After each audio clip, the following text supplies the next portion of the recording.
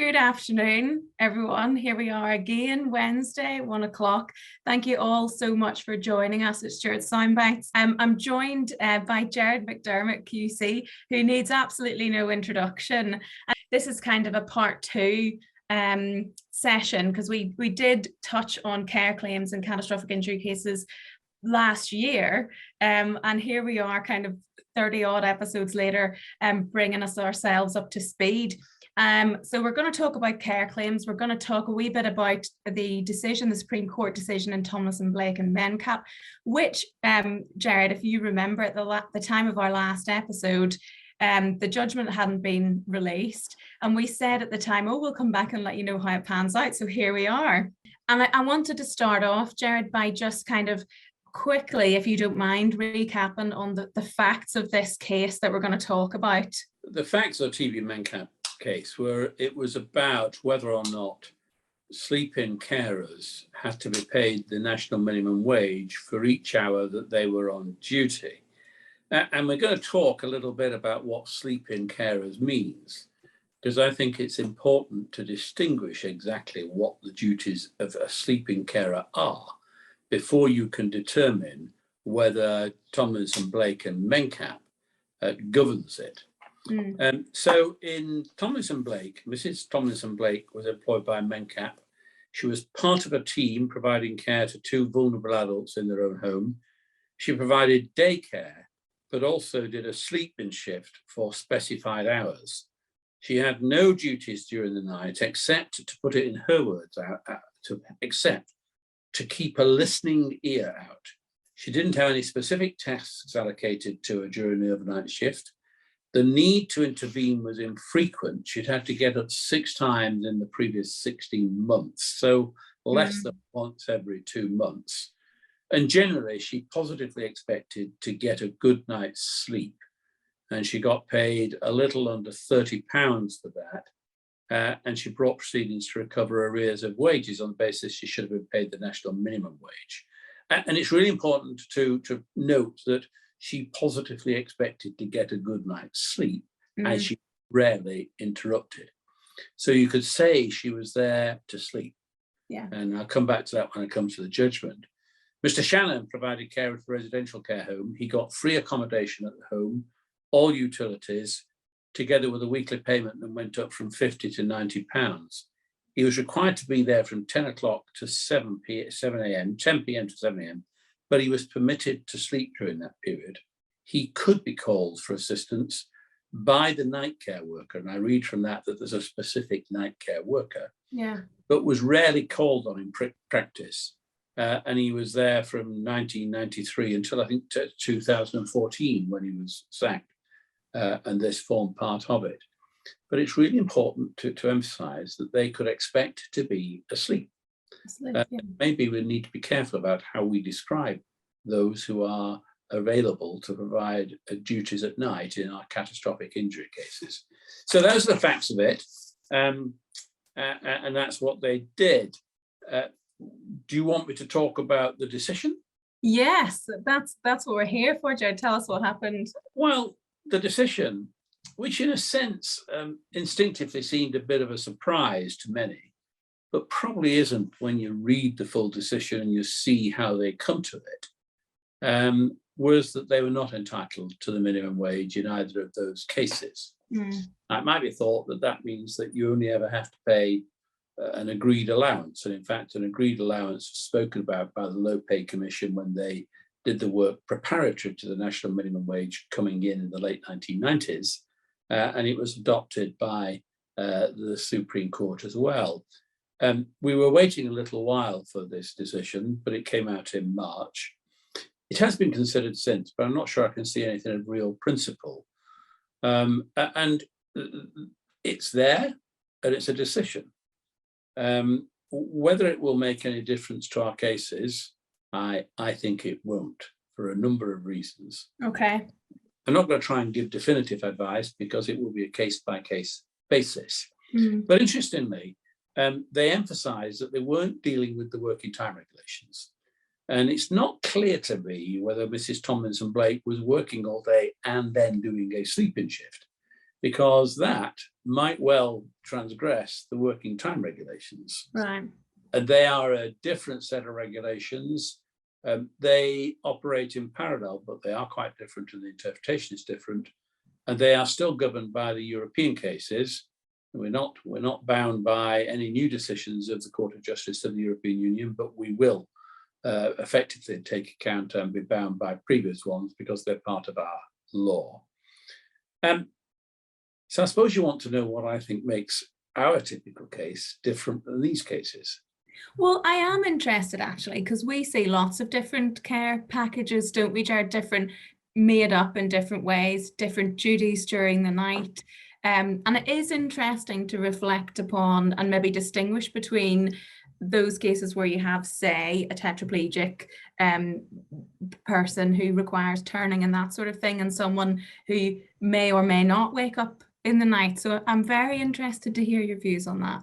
Well, a quick recap actually for the working time regulation aspect of this, for those who haven't heard me talk about it before. My view has always been that a living carer can't also be a sleep-in carer at night if there's an expectation that they will be disturbed. Yeah. Because you've got to get a rest period in of 11 hours in any 24 hours, and you can't do that if you are working in the terms of the working time regulations, different definition than here. But I've always thought within working time regulations that if you had someone who was sleeping in really as a matter of convenience and an absolute long stop against the rare emergency of a fire that someone with a brain injury might not know how to deal with, or to deal with any burglaries or things like that, I've always felt that there would be room to argue that the working time regulations weren't breached because there was an expectation they would sleep right through and that would be rest. Yeah. Similarly, in this case, you've got to look at paragraph 57 of the judgment. That's a key paragraph in my view. It's Lady Arden who gave the principal judgment.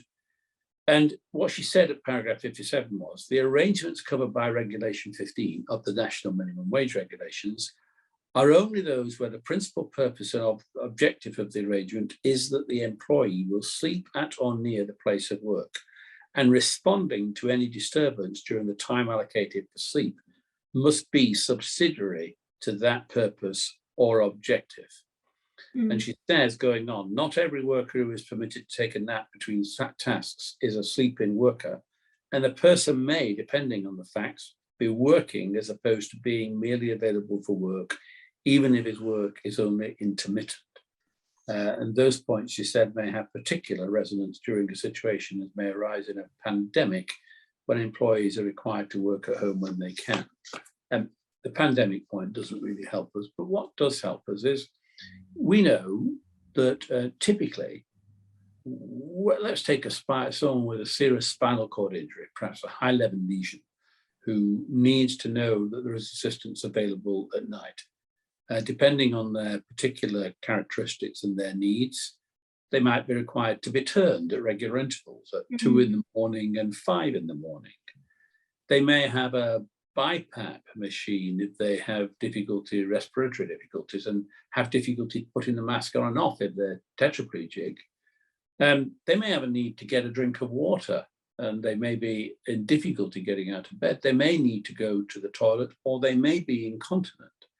I can remember one case when someone described what a brother had been doing for someone as just bread and butter nursing work. But actually what the brother had been doing in one of my cases was getting up regularly once an hour, changing his brother who was in a mess, carrying him downstairs, washing him, bathing him, clearing the bed. It took him an hour and a half. Yeah. So we use the word sleep-in as a common description, and we may need to just be careful how we use it. This is not a subsidiary occupation to someone who's told they can come in and sleep. The whole purpose of them being there is they are not only available to be there during the night, but there is an expectation that they will be called. And again, it's a rule of practice rather than anything else that the nursing experts generally tell us that, and the care experts tell us, if you're disturbed more than twice a night, the market will demand that you pay a waking night carer, not a sleep-in night carer. But I suspect there are probably quite a lot of sleep-in regimes that we would describe thus, where someone can expect to be up at midnight, 2 o'clock in the morning and 5 o'clock in the morning. And you and I discussed before we started this webinar about a situation where someone may be on a 12-hour sleep-in shift or a 10-hour one from 10 till 8. When they get there, the client is still up. They can't go straight to bed. They either are doing things for that hour or two and making sure they're safely in bed, or they're there, but they're not sleeping. That they are more than a presence. The important thing, I think, is that it's not just they're not just there to deal with emergencies. So they're not there to sleep. They're there to work, but the work is such that they may be expected to be called 2, perhaps 3 times a night. And that's why they're there. They're not there just for emergencies. It's that distinction, isn't it, Gerard, between working and being available to work? I think it is. Yeah. And I mean, the care sector in general it's a difficult place at the moment, because the care sector must have breathed a sigh of relief when this judgment came out in terms of its financial liability. It depends on what we define as the care sector. First of all, Mencap and many others were worried about the implications for back pay, which suggested by some might be several £100 million. And if you are working in a sector or in an area where this is a commonplace approach to make sure someone's safe, that someone is there.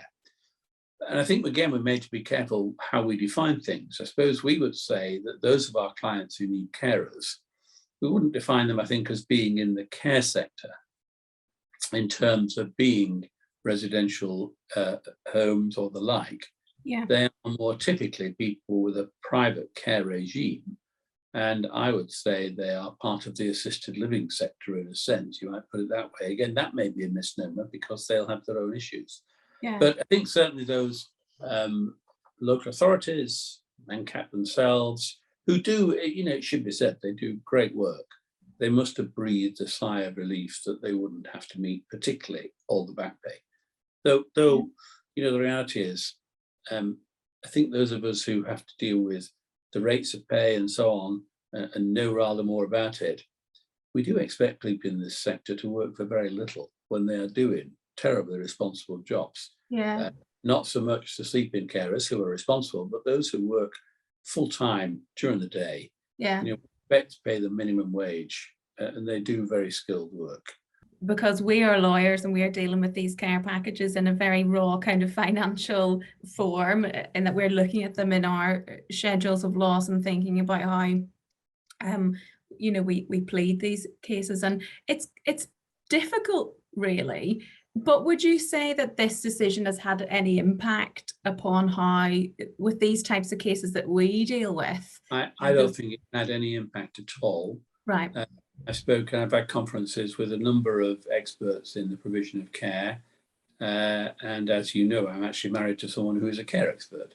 And whilst some would say, well, we don't actually have to pay the actual minimum wage, so they're not saying £89.10 for a shift of 10 hours, they might be saying 85, and it may be that would work. But for my part, I think that one can distinguish Mencap. Certainly, I think there are good grounds for saying you can distinguish it. And at the end of the day, it's the market.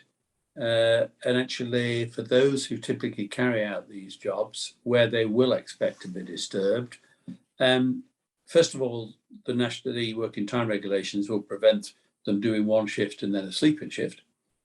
But secondly, you simply aren't going to get people who want to do it, I think. And we need to be in a position to persuade a court, and I think we are in a position to persuade a court, that it's the market, apart from anything else, that will require that this sort of benchmark is paid.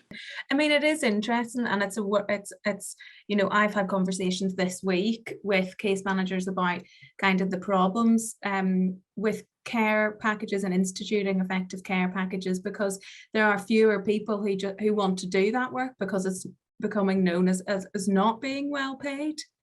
I think also, I don't want to make this a political webinar, obviously, but the reality is that many of the carers that were recruited to our package, particularly living carers, tended to be from the European Union. And I don't know what the regulations precisely cater for, but it's certainly not been helped, and I suspect we will see that there are real pressures there. And so we have to keep an eye on hourly rates. We have to keep an eye on the availability of carers. And actually, if it means that carers are now paid rather more, well, that's no bad thing, is it, given what they all have to do? Yeah, yeah. And I was thinking as well about the cases that we run, Gerard, and we often try in cases where there will be sleeping care to institute a package that works for a client before settlement of the case, and try and look realistically at what the pay is going to be.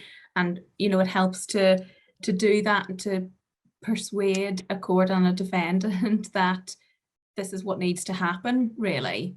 Well, it's obviously always an advantage, particularly in a case where you've got full liability or near full liability, to get a big interim and show what works. Repeatedly we come across defendants, and I was in court yesterday and a defendant saying, well, look, we haven't had any care to date. To which my answer is, they haven't, because you've been complaining they don't need any care. And actually, I need the money to do it. And I also need to show that for the future it will be done. But while you're fighting every move they make to try and get the appropriate care in, are you surprised that they are sometimes reluctant to accept care? Well, interestingly, someone here is saying many providers are no longer providing sleeping care and will now supply waking care, whether or not support workers is allowed to sleep while on shift. And a statement rather than a question, but my suspicion that they will do that because that's what people are prepared to work for. And if that is a shift in the market, it's a shift in the market. Yeah. There's another one comment here. In this case, can a worker work at 24 hours? No. They can't work 24 hours because of the working time regulations. Yeah. Subject to the possibility that it is just a complete long stop against a disaster. I've always felt you might be able to get around it that way. You've got to remember there are two different regimes. The working time regulation determines how long someone can work. The national minimum wage regulations determine what they have to be paid when they are working. Yeah, yeah. Okay. But nothing changed on the working time regulation front. I don't expect it to. I know lots of people think that if you have a 3-hour break during the day, it's okay. It's not. It's not. Well, there isn't any opt-out from the basic working time regulations. No. Well, you are a sound authority on working time regulations, Gerard, so we'll take it from there. Devoted my life to it, Emma. Yeah. Well, thank you so much. It's a pleasure, Emma, and thanks to everyone for attending.